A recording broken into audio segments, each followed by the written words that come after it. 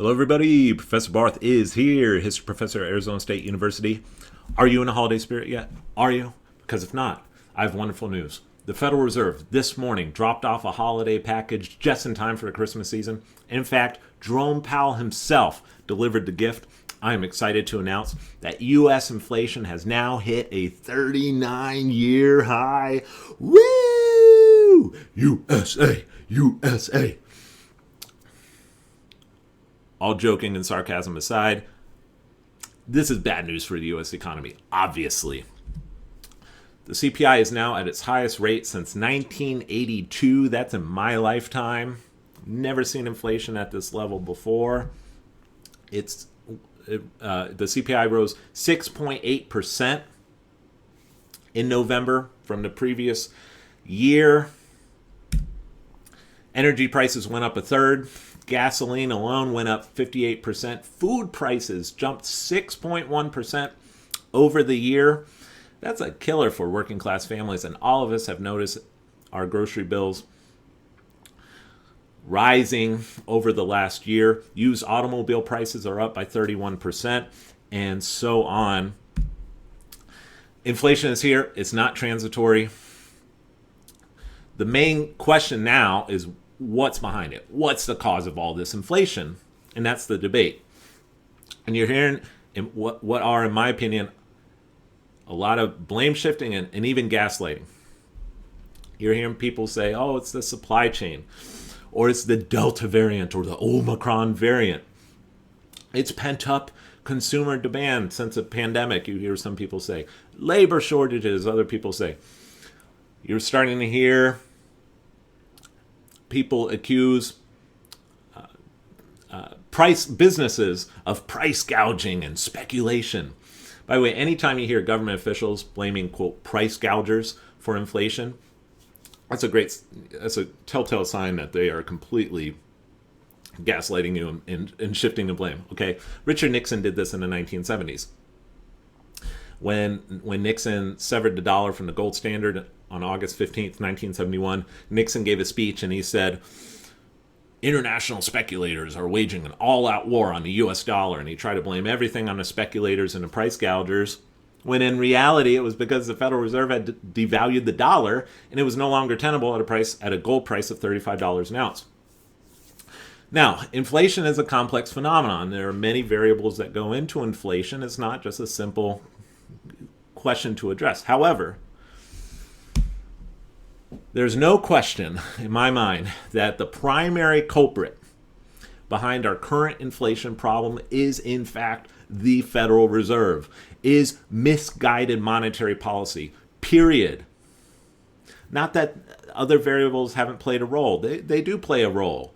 But ultimately, the primary culprit is bad policy from the Federal Reserve. Make no mistake about it. And I intend to prove that in this video. Now, I'm going to utilize data from the Federal Reserve itself. Federal Reserve Bank of St. Louis has a great database online, all sorts of economic data. I highly recommend that you utilize it. And what you'll find is that since the pandemic, the money supply in the U.S., as measured by M2, there are different ways to measure a money supply, but M2 is the most conventional way to measure it. The money supply in the United States has increased by 37% since March 2020. 37%. That's a huge increase in the money supply. Coupled with 0% interest rates and unprecedented, as we will see, quantitative easing. Now, you see here, the federal funds rate.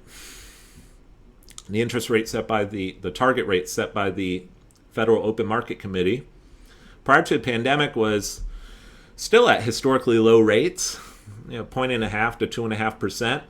And then when the pandemic hit, just bottom fell out, and Powell returned the federal funds rate down to 0. But more importantly, Powell introduced a very, as we will see, radical program of quantitative easing, or QE. You had an initial burst of QE, and then after that, the Fed inaugurated a policy of monthly purchases to the amount of $120 billion in treasuries and mortgage-backed securities. $120 billion a month in purchasing treasuries and mortgage-backed securities. And those purchases were made with newly created dollars. Okay, so the Fed creates new dollars and then makes these purchases.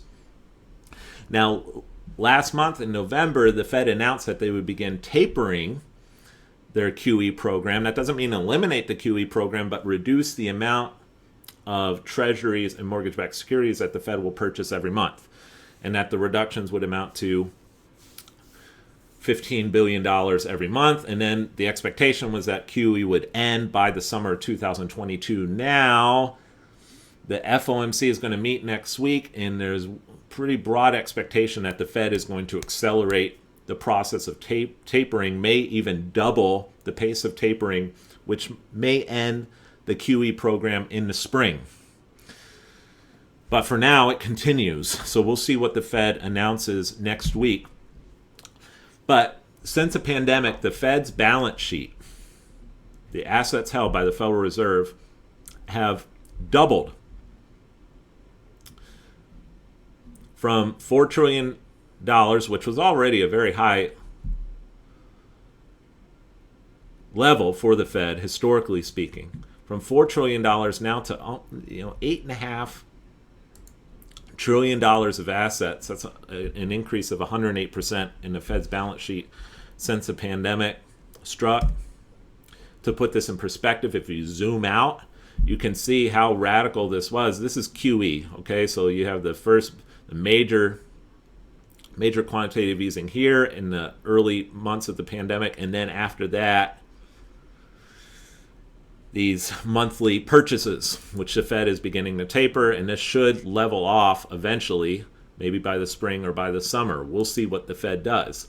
But you can see the historic nature of this in the second quarter of 2020. What does this mean for the money supply? Well, again, the money supply has increased by 37% since the pandemic. Now, let's put this into perspective by zooming out a bit. This is M2 since 2017. So you can see between 2017 and the beginning of 2020, M2, the money supply increased. But look at that. Look at that. What happened with the pandemic. And then if you zoom out further, the radicalness of this QE program becomes all the more apparent. Look at, this is the money supply since 2008. Now we're going to look at Bernanke in the second half of the video and what Bernanke did and how Bernanke differs a bit from Powell and why that's leading to inflation under Powell but not under Bernanke. But look at that, since 2008, yeah, the money supply grew, no doubt about it, obviously. But look at that, the rate, the rapidity at which the money supply, as measured by M2, has increased is quite apparent in this graph. And then if you zoom out even further, since 2002, all the more apparent. This is since 1980, M2 since 1980, and look at that. That's basically, when you take a long-range view, the increase in the money supply that we've had since the pandemic is basically a vertical line. And if you take real M2, that's the money supply adjusted for inflation, and the prices here are indexed to $1982. So if you take real M2 adjusted for inflation, look at that. Just vertical line during the pandemic. Okay? So you see what we're dealing with here. This is, by the way, this is the untold story of the pandemic. People don't understand it, or they haven't heard about it. But it's one of the most underappreciated aspects of the pandemic among many, but I would, again, one of the most underappreciated aspects of it, that the Fed took such extreme action in response to the pandemic. The intensity and acceleration of monetary expansion since the pandemic is without precedent in modern U.S. history. And you see it there. This is without precedent. You would have to go back to World War II and possibly even World War I to find anything comparable to this acceleration in M2. Historic, without precedent. Now, defenders of Powell would say, look, he needed to do this, and that QE has been successful in many respects. Well, how has it been successful? They say, okay, well, look at the Dow. The Dow took a big crashed in March of 2020 because of QE, because of the monetary stimulus from the Fed. The stock market was rescued and is even up from before the pandemic. In addition, the unemployment rate is very low right now. If anything, there's a shortage of labor. Unemployment just soared, went up to almost 15% in that opening phase of the pandemic, and now is quite low unemployment. But economic growth has been very slow. GDP is sluggish. In the third quarter, GDP growth was only 2% below expectations. And so economic growth is sluggish. And of course, inflation. And that's the big problem right now. Sluggish economic growth and inflation. Jerome Powell is really in a difficult spot here. And we'll see what he does. But I do not envy the man.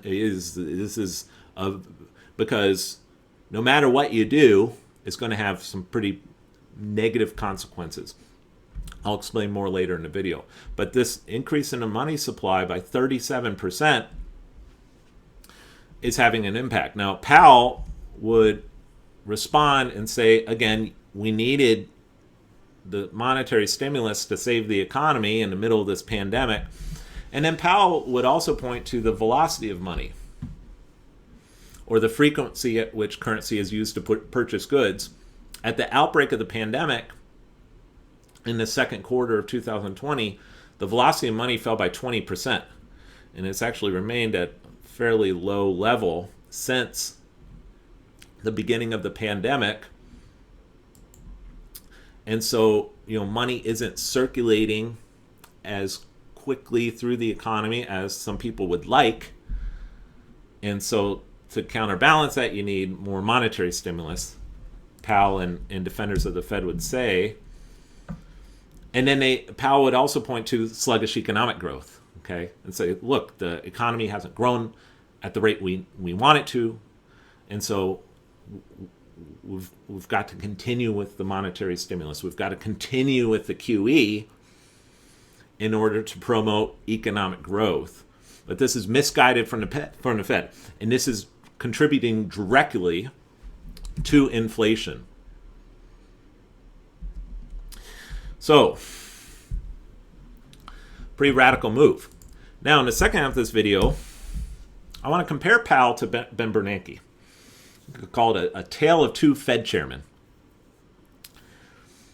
Because while there are many similarities between Bernanke and Powell, there are also some key differences. Now, if you take a look at the Federal Reserve's balance sheet since 2002, you'll note that before the financial crisis in 2008, Federal Reserve assets were below $1 trillion. They're about $800 billion. And then this happened. The financial crisis in 2008. The Fed's balance sheet jumped. Bernanke was Fed chair until January of 2014. So under Bernanke, the Fed's balance sheet increased exponentially. Then in the latter half of the 2010s, it leveled off, even fell a little bit as interest rates rose. And then look at that. What happened with the coronavirus in 2020 to the present day. A tale of two Fed chairmen. So let's take a look at Bernanke and how he was similar and how he's also very different from Powell. Bernanke, like Powell, had to deal with a stock market crash And anyone who lived through this period will remember how frightening it was when the Dow really began to bottom out. Moreover, also like Powell, the velocity of money had declined quite significantly. It fell by 12% between the middle of 2008 and the summer of 2009. So currency just wasn't circulating through the economy. And in fact, actually, there was a real threat of deflation. The consumer price index fell to negative digits, negative 2%. And so Bernanke feared a deflationary economy like what you saw during the Great Depression. Bernanke responded by cutting interest rates and bringing them down to zero, which at that time was a historic move. So 0% interest rates, that's a huge drop from over 5% in 2007. And then, even more importantly, Bernanke introduced a new tool called quantitative easing, because once interest rates are down at zero, you're like, okay, I guess the Fed can't do any more. Bernanke said, no, we can do QE. And QE, which was introduced during the financial crisis.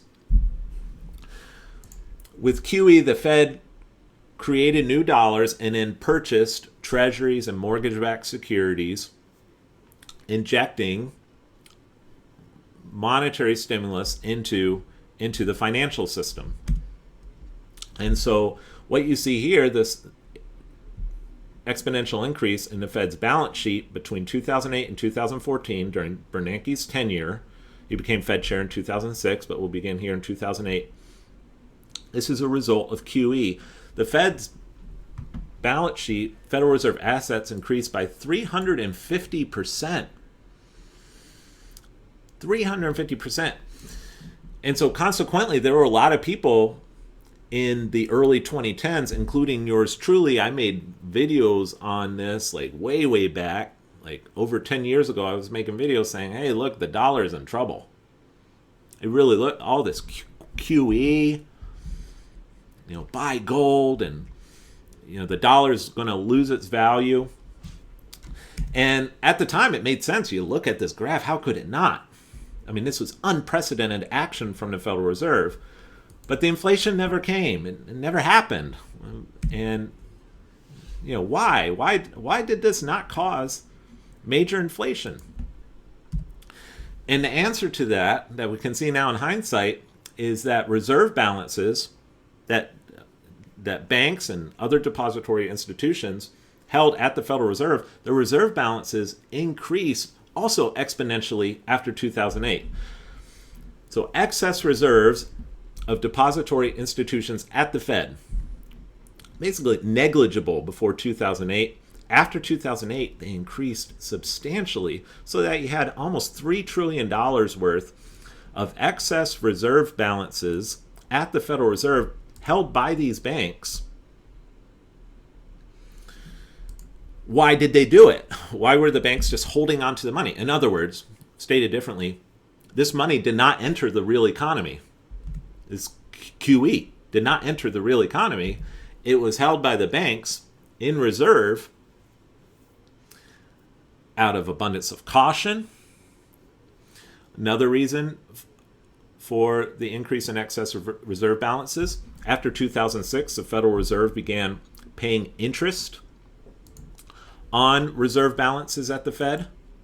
It was a very low interest rate. Nevertheless, it was a higher interest rate than what you could get on interest-bearing securities, because interest rates were at zero now. And so abundance of caution, plus there's not much incentive for banks to even invest in interest-bearing securities. And so it made sense for them to just have these excess reserves. These excess reserves, which amounted to, by 2014, again, almost $3 trillion, never entered the real economy and are not included in M2. In other words, this wasn't part of the money supply.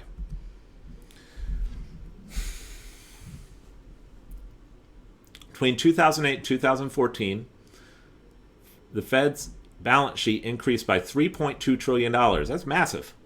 But excess reserves for depository institutions at the Fed increased by $2.5 trillion. It's not equivalent, but it's pretty darn close. So stay differently again, most of this QE never entered the real economy. Never entered the real economy. And so the money supply just didn't jump as quickly as people thought it might.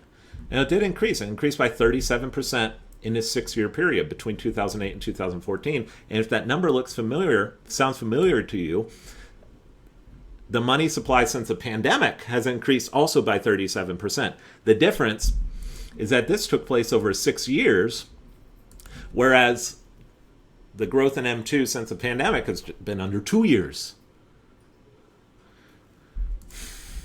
But this is why the money supply it just didn't. And if you zoom out, if you take a larger look at the money supply between 2002 and 2014, there's no real noticeable increase in M2 after 2008. Why? Because the QE never really entered the real economy.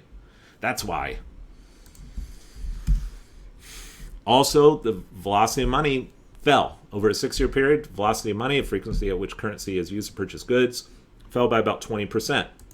As people figured, hey, holding cash is smarter than investing in securities that don't have much of a yield anyway because interest is so low.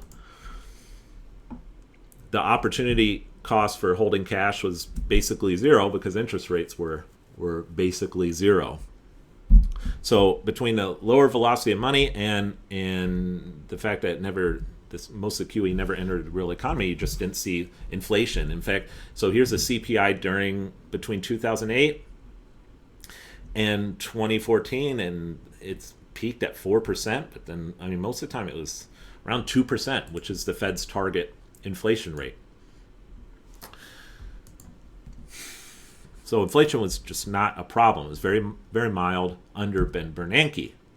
Now, make no mistake about it, the Fed under Bernanke grew significantly in its scope, in its role, in its power. Okay, quantitative easing and all of it gave the Fed more power than it ever had in its history. Okay, so the Fed under Bernanke becomes a very mighty institution in the economy, but you don't see the inflation. Okay, now Jerome Powell. Powell, like Bernanke, had a stock market crash. Okay, there's the Dow. It's almost at 30,000 and it went below 20,000. Unemployment shot up. So you have stock market crash, high unemployment. GDP fell in the second quarter of 2020 by a third, by 33%, totally historic. The velocity of money in the second quarter of 2020 fell by 20%. Okay, that's hot. That's even a greater fall than what you saw in 2008 when it was 12%. Velocity of money fell by 20% in the second quarter of 2020. And so Powell figured, look, we need monetary stimulus, and he took a page from the Bernanke playbook. Lowered interest rates, returned them down to zero again after a brief, very, very moderate rise in interest rates before the pandemic. Turned interest rates down to zero, and then QE, so that between the beginning of the pandemic and to the present day, the Federal Reserve's balance sheet has doubled, has increased by 108% from a little more than $4 trillion prior to the pandemic to now close to $9 trillion. And again, like the increase in Fed's balance sheet under Bernanke, this is a result of QE. If you zoom out, Federal Reserve assets between 2015 and 2021, you get a real picture here of how radical this program of QE was. So the big question here is, well, what about reserve balances under Powell? Because if the increase in excess reserve balances under Bernanke is was one of the things that kept inflation in check despite all the quantitative easing. What about Powell? And here, reserve balances at the Fed for depository institutions increased significantly since the early part of 2020. Is that about $1.6 trillion in reserve balances? And now we're at about $4 trillion.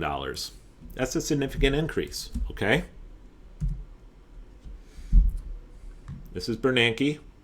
Fed's balance sheet in this 6-year period increased by $3.2 trillion. Excess reserves increased by $2.5 trillion. So most of this QE was absorbed, soaked up in the form of reserve balances. But this is Powell, and this is interesting. Under Powell, the Fed's balance sheet has increased even more than under Bernanke in a shorter time. So Bernanke, the Fed's balance sheet increased by $3.2 trillion over a 6-year period. Under Powell, it increased $4.5 trillion in less than 2 years. $4.5 trillion in less than 2 years. Powell is, people call dovish. Someone who is dovish on monetary policy is someone who supports easy money, soft money.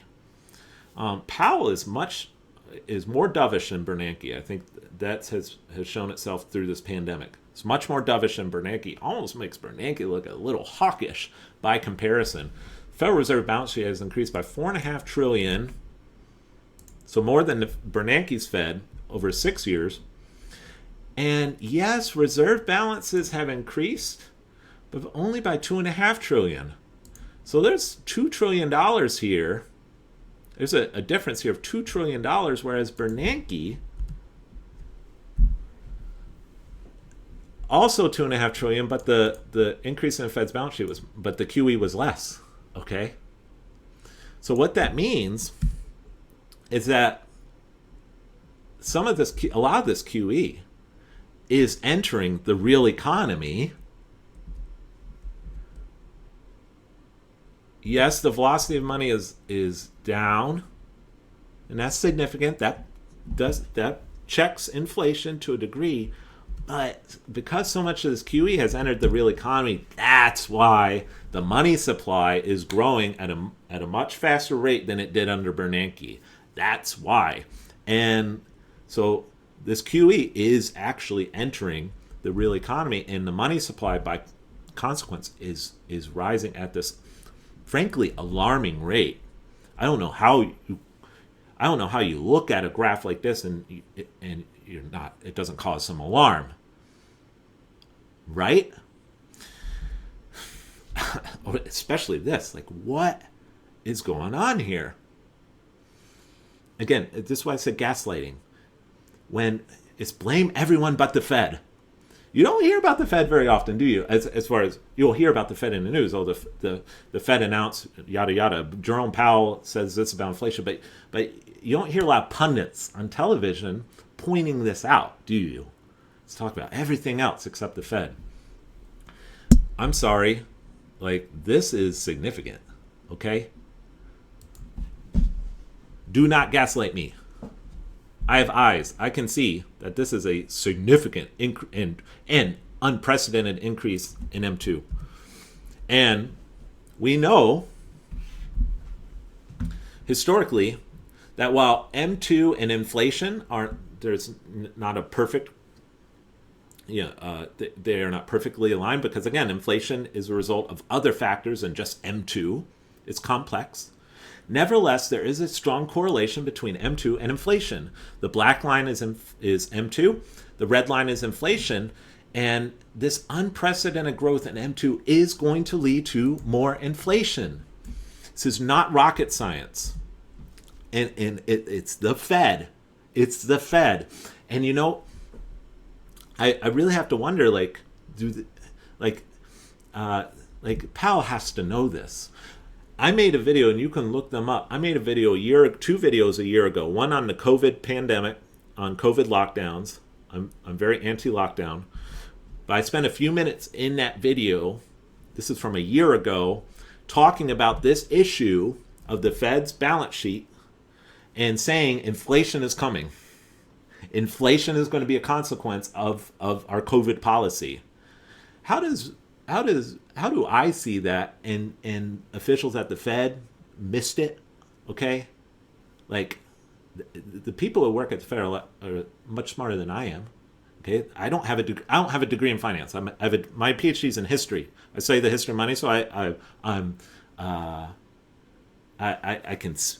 understand the basics of finance and of course the basics of money. I teach a whole course on the history of money. I get it. I understand the fundamentals, but I don't have my PhD in finance or in banking. These people do. How do they not see this?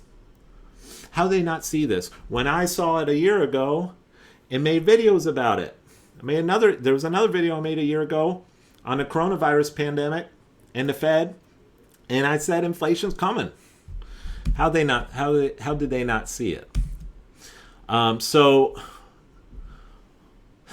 Powell is in a rock and a hard place. I don't know what he can even do at this point, other than they're going to have to obviously end the QE. I think next week they've got to.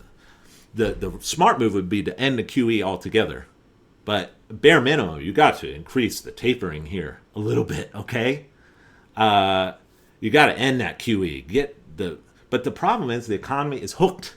We're hooked to cheap money. Got to end the QE, and then we got to raise interest rates. Look at this. This is the federal funds rate historically. Look at where we are. We are so low. If inflation gets bad, this is in the 70s. When inflation got bad in the 70s, look, Volcker took interest rates up to 20%. We're at 0.25%. Interest rates are going to have to go up. They are. They're going to have to go up. But the problem is, what happens? How do you not increase interest rates with inflation at 40-year highs? What happens to the Dow if interest rates go up? What happens to the economy if interest rates go up? Because the economy is already sluggish. It's not going as well. Yeah, unemployment's low. Yeah. The Dow's high because you've got cheap money everywhere. Of course, it's high. Dow will continue to go up. But real economic growth is not so good. You raise interest rates. What does that do for the housing market? As mortgages become, the mortgage market. What does that do for these reserve balances? Because if inflation rises, and it's clear that it's not transitory. And if interest rates go up, these banks aren't going to have much incentive to just hold reserve balances in dollars. So the Fed, either these banks will have to withdraw their balances, which will introduce new money into the economy, or the Fed is going to have to pretty dramatically increase the interest that it pays on reserve balances. Because right now, the interest that the Fed pays for reserve balances that's under 1%. They're going to have to hike that up if they want to prevent banks from withdrawing their balances at the Fed. This is a lot more intense than I think people appreciate. And the options for Powell here are basically put the economy in, raise rates, and then the economy enters recession. Or don't raise rates, and the economy is, quote, booming, but inflation maybe enters double digits in 2022. And I think if the Fed does not act aggressively here, we are in for double-digit inflation in 2022. I don't know how you avoid it. The Fed's going to have to do something, and maybe the Fed can do something to prevent double-digit inflation in 2022. But whatever they do could very easily cause a recession. So the Fed is in a very, very difficult position right now, and so is the president. Biden, this is hurting Biden. And it's not really that fair because he's not the Fed chairman. But Biden is hurt by this. The Fed's QE and 0% interest rates incentivize the federal government to spend money like no tomorrow and to rack up massive deficits. The Fed enables an out-of-control federal budget. So it's not entirely even Biden's fault, but they're trying to blame shift. Look at this. This is from this morning. Biden Commerce Chief sees inflation easing as supply crisis ebbs. And you read this here, and it's like, what world are they living in? This is Gina Raimondo. We still feel quite confident that this is a short-term problem, not a long-term problem. How is this just a short-term problem, given everything we just reviewed here in this video, all the data? And then look at this. This again, the blame shifting. It is still driven largely by disruptions in the supply chain and labor market that came about because of COVID. And so for that reason, we believe help is on the way, that things are going to get better. Yes. And then, yeah, so don't look at this graph. Pay no attention to this graph. Biden's administration also has the solutions, she said. That is the Commerce Secretary. Oh, okay, well, what are the solutions? Raising interest rates, well, but that could cause a recession. But what are you going to do exactly here? These solutions include expanding the labor market through job training. Okay, how does that do anything? Vaccinating more people against COVID so they can return to work. What? Again, how does that relate in any way to any of this? Increasing employment of women through the Build Back Better Act's expansion of child care. Like, what? The Biden administration is completely just, completely has no idea what it's doing, in short. But again, it's not really Biden's fault. It's the Fed, okay? It's the Fed. It's the Fed, and people need to understand that, okay? If you want to understand inflation, you got to know this, okay? Hey, if this is your first time watching one of my videos, I have an entire course on my YouTube channel, History of Money. It's like almost 100 videos, quality content. I teach this course on the Tempe campus of Arizona State University. I put the videos on YouTube. It's there for you to watch and enjoy.